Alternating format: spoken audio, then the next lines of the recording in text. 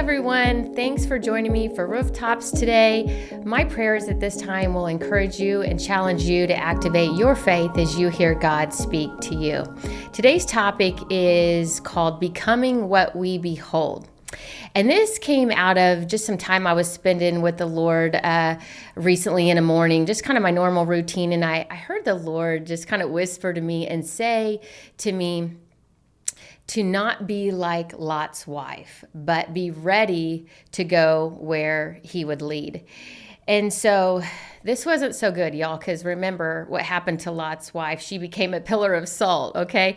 And it was when she had looked back at the place that God was calling them out of, the place that he was getting ready to drop judgment on.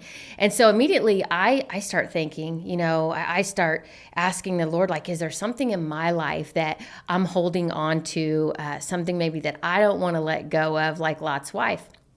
And so as I continue to pray about it and continue to read, I realized there was actually more to what the Lord was trying to reveal to me. There was a deeper truth as to why Lot's wife struggled with leaving her old life behind in order to follow the Lord and the new that he had for her, which I believe it had to do with what she had been beholding. Behold means more than just to take a quick glance at, to look at, but it means to gaze upon, to look with intent or with attention and just gazing, thoroughly at something or someone. In Genesis 19:26, it says, "But Lot's wife behind him looked back, and she became a pillar of salt." And maybe you've thought before when you've read that, why? Why a pillar of salt of all things? Well, I was doing some studying on it, and scholars believe that a pillar of salt was chosen because it was a major trade of the area. And so judgment engulfed her because her affections were for Sodom and not for the Lord. And Lot's wife literally turned into what she had been beholding, what her eyes had been fixated on. See, beholding the wrong thing, it stopped Lot's wife in her tracks, literally.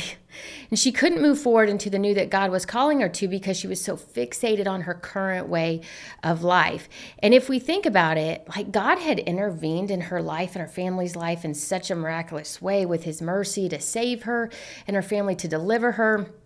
Yet she was unable to walk it out and actually see and obtain the blessing of it because her eyes kept looking behind rather than ahead. So she let her now rob her of her future. And us too, guys, we too will be led by what we are fixated on. So I came to the conclusion that the Lord was wanting me to be prepared, to be ready to move with him. This idea of being ready for the Lord to move, to do what he wants to do, being ready to go at any time, in any place, being in position, and just willing and ready to follow him and willing to let go of all else to do so. And that the only way that I would be able to do this was by beholding him. It kind of reminds me a bit of the Israelites during Passover.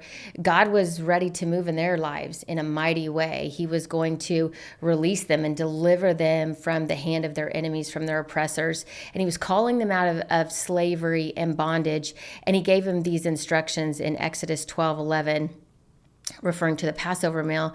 He says, "In this manner you shall eat it, with your belt fastened, your sandals on your feet, and your staff in your hand. You shall eat it in haste." They had to be ready. So really, just in a nutshell, God was telling them, I'm about to move. I'm about to lead you out of where you've been and into somewhere new, but you're going to have to be ready. And so when we think about Lot's wife versus the Israelites here at Passover, sometimes we want to actually go where the Lord leads. Sometimes it comes easy. We're excited about it, probably like the Israelites. I know if I were them, I'd have been pumped to go, right? To leave slavery. That sounds exciting, to get out of that bondage. But then sometimes, like Lot's wife, we don't want to go. It's tough. It's really hard to move forward because we just get so attached to our way of life or things or people. But here's the thing, it's not always about moving forward to a new location, but it is always about moving forward into new growth in the Lord. And I'm convinced, y'all, that we can only do this by beholding the Lord. It's only then that we'll be in position to go to the new places of growth that God's calling us to go to. 2 Corinthians 3:18 says, "And we all with unveiled face, beholding the glory of the Lord, are being transformed into the same image from one degree of glory to another. For this comes from the Lord who is the Spirit."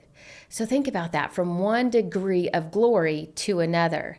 So there's this progression happening here, this moving forward, a continued growth that happens when we behold the Lord. And it's within this process of beholding, that's where we're changed. That's where transformation occurs, and we are transformed into the likeness of Jesus Christ. So to behold Jesus is to change. It's to transform. It's to progress. Beholding the Lord is the green light to progress and new growth. Like, this is what determines if we're ready to move on to our next or not. We can say we are, right? But beholding anything else other than the Lord, that's the red light. It just stunts us. It stops us in our tracks, like with Lot's wife. And whether it's bad or even a good thing, we aren't to be fixated on anything, because whatever we're fixated on, we're beholding. And what we behold, we actually end up worshiping, and we become what we behold. In Psalm 115:8, it's this whole section here about idols, and it says, "Those who make them become like them. So do all who trust in them." And we know that worshiping idols it can be pretty easy to do, anything that we put before God or anyone. And in the previous verses in Psalm 115, the description of idols that's given, like, it's just clear. We see they are useless, they are worthless. It says they have mouths but do not speak, eyes but do not see. They have ears but do not hear, noses but do not smell. They have hands but do not feel, feet do not walk, and they do not make a sound in their throat.